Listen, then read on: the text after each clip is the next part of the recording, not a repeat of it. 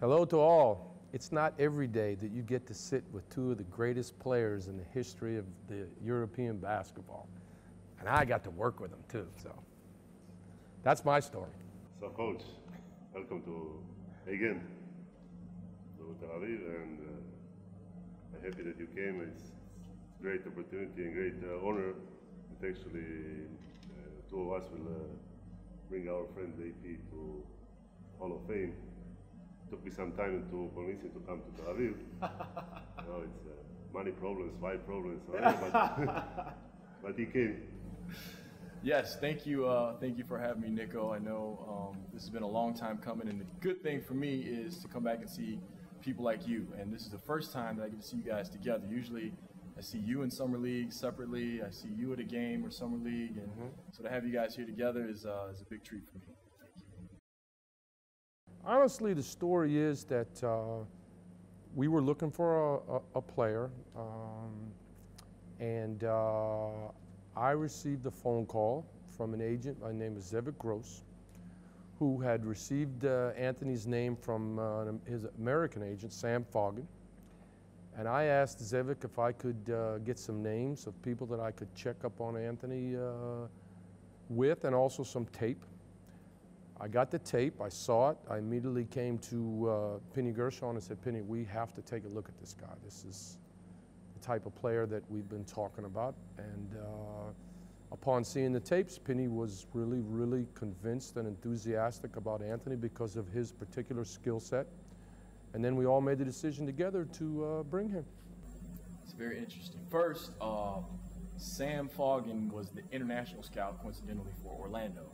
My American agent was Henry Thomas. That's right, Henry Thomas, right. But yeah, he contacted me after, I guess, Sheffer kind of stepped away for a while, and overseas became an option. So I had no idea about Maccabi and the level that the club was. And as I talked to you, I remember you reached out to me to kind of, hey, this is what it's about, whatever. And we had that first conversation. I was really excited about it. My wife was a little apprehensive at first because we don't know. And but the more we found out about it, the more we read about it, the more friends we reached out to, it became a great opportunity and a decision that glad we made.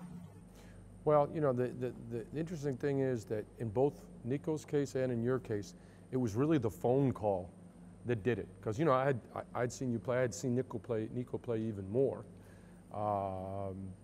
because there was a lot more tape on him from Europe, and he was really a young up and coming star in Europe. But after talking to both of you guys and understanding that you were people of character and substance and much more than just basketball players, which was what we were really looking for in Maccabi, the deal was pretty much done. After that, it was looking at more specific things. I remember Penny in particular being excited about the fact that you could pass the ball in the post, which ultimately is not what you're remembered for. If you would have told me that's all I had to do was pass the ball in the post. He said we were looking at Marcus Brown at the time too, and Penny preferred you because you could pass the ball in the post. That was one of the big things that came out. Now in Nico's case, that was really just me at that time. But his skill set was really clear. I mean, he could do everything. He could do everything,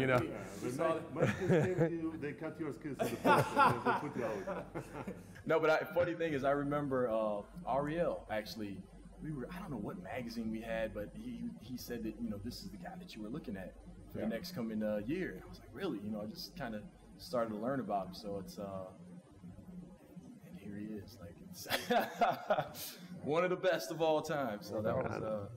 You have to understand that at the same time I had an offer from one Italian club, and it was the same value of money. And of course, I coming from Plastica club that always loved Maccabi. 3 times beat them in finals, so it was we know them very well. But for me, of course, playing Maccabi, and that year actually, you guys won a championship. For me, it was dream to come and. Immediately after phone call, I said, of course, I'm coming. Then I said to my family, and if you all guys remember, here just started a year before was started Intifada, or again bombing and war. Whole family thought that I'm crazy. Then I landed in Tel Aviv. Happened 9/11. Right.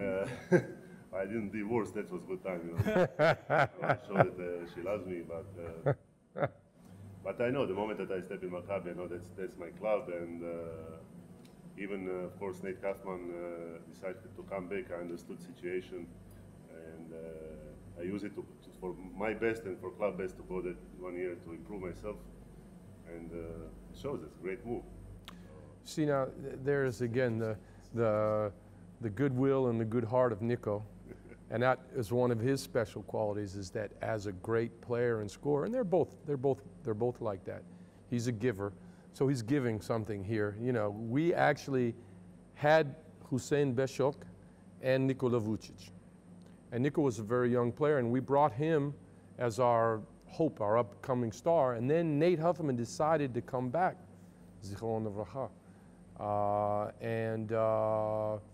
You know, we didn't want to keep 3 centers of that quality level, and Nico's youth and general lack of, you know, experience at that level made it easy for us to move him for a year in France, what turned out to be, you know, when you look at it in retrospect, because he became one of the all-time great centers in European history, you say, wow, how could you do such a dumb thing?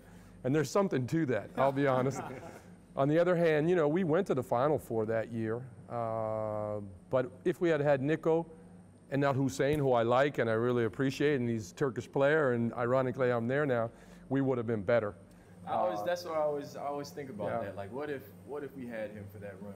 You know, how would it have turned out differently? We would have been better. We would have won it all, in my opinion. My first year. You have somebody to pass from the top. But it's interesting also in that situation was one phone call that changed everything. Bosha Tanjic called me and told me, listen, come here, I'm going to make you better. I give you open hands, you're going to play 30 minutes, hard workout, and you come back ready for Maccabi on the highest level. Yeah. And that was like turning point. I remember like now, I was at home, phone was ringing, I picked up Bosha Tanjic.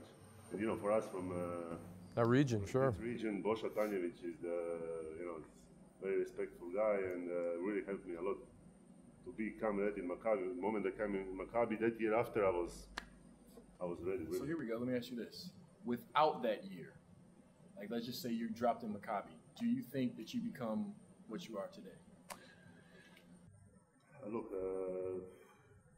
I don't know what will be, but what's happened was excellent. So. You didn't answer my question, Nick. I don't know, really. It's been, you know. Do you think you were ready for Maccabi? You know, I learned one thing in Maccabi. Everything is with reason. Everything somehow it's turned around that is going to be good. And I think also was the reason why I left. Guys, you had a great season. Okay, you came to Final Four, always can happen different in Final Four, but overall we had a great season. And it was all preparation for one nice legacy in the next decade. Everything happens for a reason. Everything with a reason.